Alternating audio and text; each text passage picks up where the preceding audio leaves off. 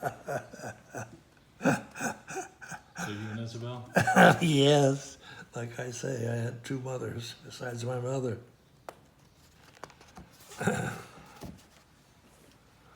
Sylvia. Oh, this is Bunk. Illig, Mrs. Carl Illig. She, when my father came back at 41, really disliking the social structures. He had a bad time at Yale because he was nouveau riche. And my mother said when he came back for the 30 reunion, 20 years, everybody was pretending they liked him a lot. There's Harry again. Now, she introduced Wassie and my mother. And she ran the social column in the newspaper Of Boston? in Boston. And famous things like taking the ballet russe down to her place in Plymouth, all these sweaty Russians. Yeah. And her father was the Clarence Darrow, and he refused to let his wife see him in court because she would never respect him again. And he was the only Democrat in social standing. And my mother and she got along so well. She was my godmother.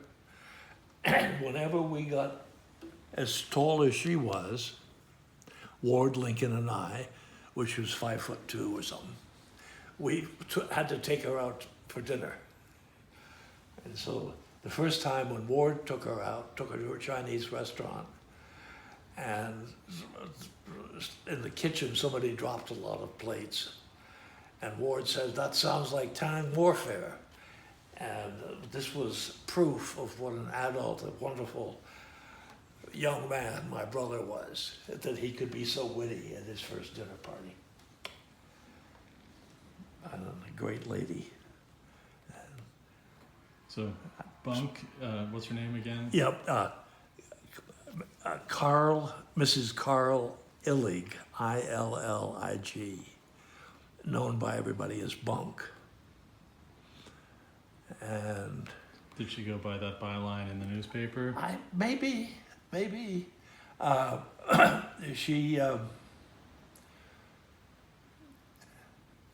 you see, the 20s were like the 60s, and nobody was doing any of that in Boston. And my father's, he says, God, I've stayed away from this joint for all my life, and now I have to come back because my father's screwed up.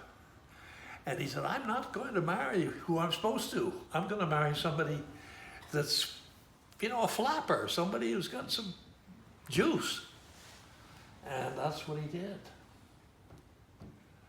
That's what he did. And she was responsible for it. Yeah, I should know. Salinger? Something like Salinger.